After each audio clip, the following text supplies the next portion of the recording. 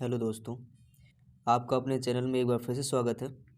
जैसा कि आपने थंबनेल को देखकर ही क्लिक किया होगा इस वीडियो पर, तो वैसा ही हम उसी के बारे में पढ़ने वाले हैं। जी हाँ, बिल्कुल, हम नर जनन तंत्र के बारे में पढ़ने वाले हैं, जो कि बोर्ड परीक्षा के लिए हाई स्कूल का बहुत ही इम्पोर्टेंट टॉपिक है। और इसके चांस जो हैं 95% चांस हैं इस बार यूपी बोर्ड परीक्षा 2025 में आने के। तो बिना टाइम वेस्ट किए हम इसको पढ़ते हैं कि आखिरकार नर जनन तंत्र किस प्रकार से उसकी हम व्याख्या करें। तो जैसा कि इसमें देख पा रहे हैं अपन कि सभी जीवों में जनन का गुण पाया जाता है।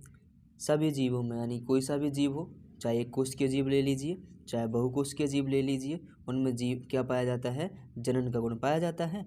और जनन के गुण के लिए उनमें क्या होता है? विशेष तंत्र ही पाया जाता है। यानी कि एक तंत्र होता है जिसके अंतर्गत कई सारे अंग आते हैं, तो वो क्या होता है? जनन तंत्र होता है। उसे क्या कहा जाता है? जनन तंत्र कहते हैं। मानव में नर तथा मादा जनन तंत्र अलग अलग प्राणियों में होता है। मतलब इसमें कुछ ऐसे प्राणी होते हैं जिनमें कि नर और मादा दोनों एक ही में होते हैं। जैसे कि केंचुआ होता है। केंचुआ में क्या होता है कि दोनों में नर और मादा एक ही में होते हैं। लेकिन जो मानव है, मानव में नर अलग होगा, यानी मेल अलग होगा, और फीमेल क्या होगा? अलग होगा। यानी कि लिए कितने प्राणियों की आवश्यकता होती है? 2। यानी कि 2 अलग अलग प्राणी होंगे इनमें। ठीक है, तो चलिए इसके बाद हम देखते हैं जो नरजनन अंग, यानी नरजननांगों के अंतर्गत निम्नलिखित अंग आते हैं। और कौन कौन अंग आते हैं, कहाँ स्थित होते हैं, जैसे कि आप चित्र में देख पा रहे हैं। पहला है वृषण।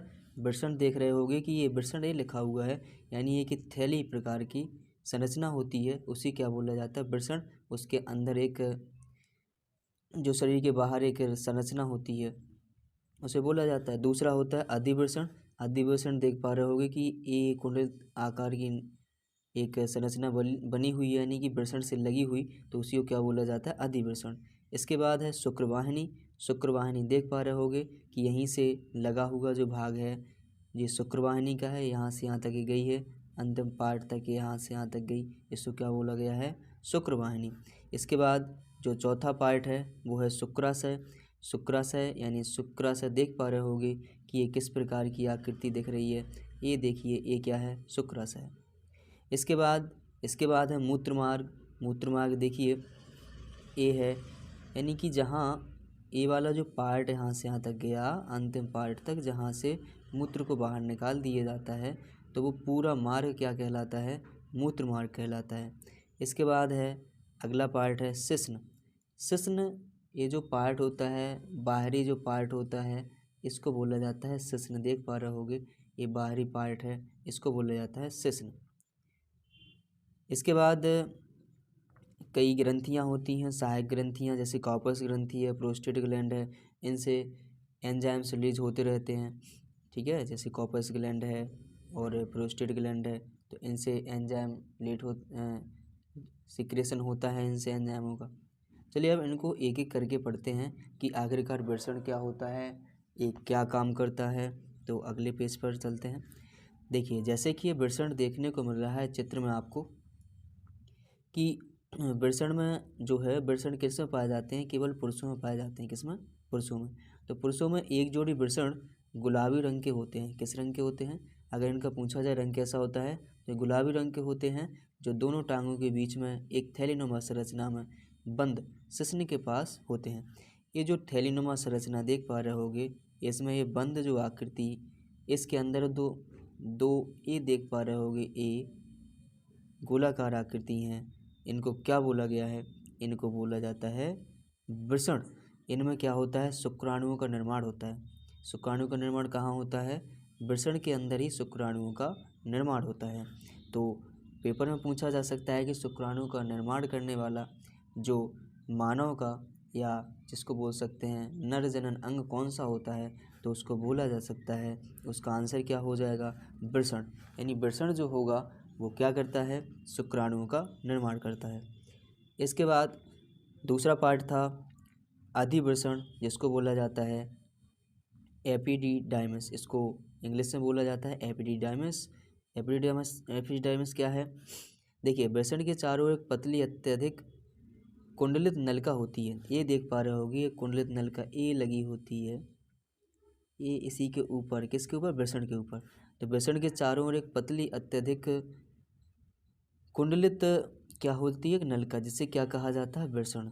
ये वृषण अधिवृषण कह रहे हैं, अधिवृषण मतलब किस पे आरोपित है, किस पे है, वृषण पे है, तो ये क्या हो गई, अधिवृषण। आसानी से सीख सकते हो कि जो वृषण है, अधिवृषण है, वो क्या है, वृषण के चारों ओर वाली एक कुंडलित नलिका होती है, इसे क्या कहते हैं, अधिवृषण। ठीक, तो इसके बाद अगला जो पार्ट है इसका, शुक्रवाहिनियाँ।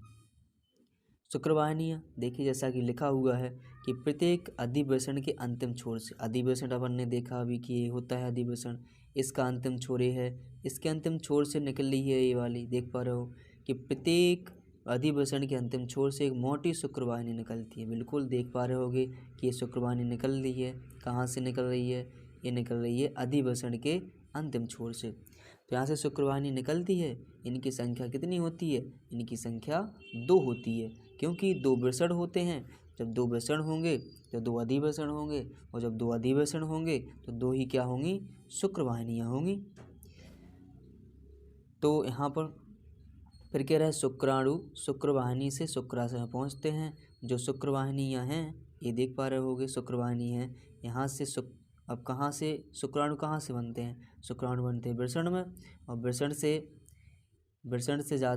से कहाँ जाएंगे, अधिवृषण में, अधिवृषण से जाते हुए शुक्रवाहिनी से जाते हुए शुक्राशय में पहुँच जाएंगे। क्लियर। फिर इसके बाद शुक्राशय है, चौथा पार्ट। शुक्राशय क्या है, देखिए प्रत्येक शुक्राशय लगभग 5 सेंटीमीटर लंबा होता है। ये जो शुक्राशय देख पा रहे होगे कि ये जो शुक्राशय है ये इस प्रकार की आकृति है, ये लगभग कितनी होती है, लगभग 5 सेंटीमीटर लंबी होती है, जो कहाँ पर स्थित होती है, मूत्राशय के पीछे। ये मूत्राशय देख पा रहे हैं, इसके पीछे स्थित होती है। बगल से डायग्राम बना हुआ है इसलिए दिख रहा है बगल में, लेकिन अगर सामने से देखा जाए तो ये मूत्राशय की क्या रहती है, मूत्राशय के पीछे स्थित होती है। एक थैलीनुमा संरचना होती है। यह क्या है, यह हल्के पीले रंग के द्रव को स्रावित करती है। इसका काम क्या होता है कि एक चिपचिपा पदार्थ होता है जो कि पीले रंग का होता है, वो उसका श्रावण करती है, जो क्या होता है, शुक्राणु के साथ मिलकर। अगर यही यानी कि शुक्राशय से निकलने वाला जो हल्के पीले रंग का जो द्रव होता है, अगर इसी को किसके साथ में मिल जाए, ये मिल जाता है शुक्राणुओं के साथ में, तो एक किसका निर्माण कर लेती है, ये निर्माण कर लेते हैं वीर्य का। यानी वीर्य जो बाहर निकलता है शिश्न के माध्यम से, वो वीर्य निकलता है, जो यानी कि जन्म देने में या किसी भी जो बच्चे होते हैं उनको जन्म देने के लिए अत्यधिक महत्वपूर्ण पदार्थ होता है वीर्य। तो वीर्य कैसे बनता है, शुक्राणु के साथ में जो हल्के पीले रंग का द्रव होता है ये मिलता है, तब जाके वीर्य का निर्माण होता है। और हल्के पीले रंग का जो द्रव है वो कौन स्रावित करता है, वो स्रावित करता है शुक्राशय। ओके, तो इसके बाद आगे चलते हैं। अगला है मूत्रमार्ग।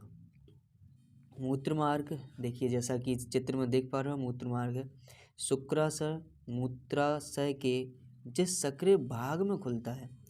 यानी शुक्राशय देखिए, शुक्राशय है, शुक्राशय आगे यहाँ खुलेगा इस सक्रिय भाग में, इस सक्रिय भाग में जिसमें खुले, जिस भी भाग में बोले उसको क्या बोला जाएगा, उसको बोला जाता है मूत्रमार्ग। अर्थात ये भी बोल सकते हैं कि जहाँ से वीर्य अथवा मूत्र का निष्कासन किया जाता है उसे क्या कहा जाता है, मूत्रमार्ग कहा जाता है। क्लियर। इसके बाद अगला पार्ट है शिश्न। शिश्न देख पा रहे हो, शुरू में भी बताया था, लिखा हुआ है, बाहरी पार्ट है, ये शिश्न है। अंतिम अंग से मूत्र और वीर्य निकलते हैं, उसे शिश्न कहते हैं। बिल्कुल, ये अंतिम अंग होता है और अंतिम अंग इसी से निकलता है, क्या, वीर्य भी निकलता है और मूत्र भी इसी मार्ग यहीं से निकाला जाता है, इसकी सहायता से। तो इसी भाग को क्या बोला जाता है, इसको ही बोला जाता है शिश्न। इसके बाद होती हैं सहायक ग्रंथियाँ। सहायक ग्रंथियाँ का क्या काम होता है, इस शुक्राणु और वीर्य निर्माण में सहायता प्रदान करती हैं। किसमें, शुक्राणु के निर्माण में और वीर्य के निर्माण में सहायता प्रदान करती हैं। और जैसे कि कौन कौन सी हैं, पहला है प्रोस्टेट ग्लैंड यानी प्रोस्टेट ग्रंथि। इससे निकलने वाला द्रव मूत्र मार्ग की अम्लता को समाप्त कर देता है। यानी मूत्र मार्ग में मूत्र के कारण, यानी मूत्र कैसा होता है, अम्लीय होता है, और मूत्र में जो अम्ल होगा तो ये क्या कर देता है, अम्लीयता को उसमें समाप्त कर देता है। जब वीर्य को निकलना होता है तब जाके क्या करता है, इससे निकलने वाला जो भी एक द्रव होता है वो क्या करता है कि मूत्र मार्ग की अम्लीयता को समाप्त कर देता है, जिससे कोई भी हानि नहीं होती है। इसके बाद फिर है काउपर्स ग्लैंड, यानी काउपर्स ग्रंथि।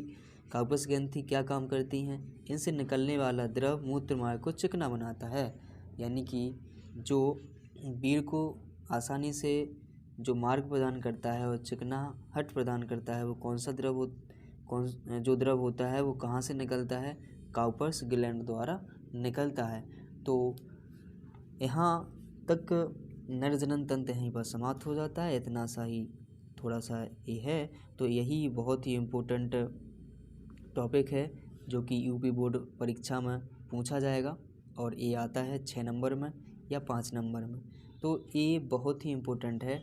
तो आशा करता हूँ आपको क्लास बहुत ही अच्छी तरीके से समझ आई होगी। तो अभी तक आपने चैनल को सब्सक्राइब नहीं किया है तो चैनल को सब्सक्राइब कर दें, ताकि आपको ऐसे ही महत्वपूर्ण प्रश्न बताए जाएं, ताकि आप बोर्ड परीक्षा में अच्छे से अच्छे अंक प्राप्त कर सकें। धन्यवाद।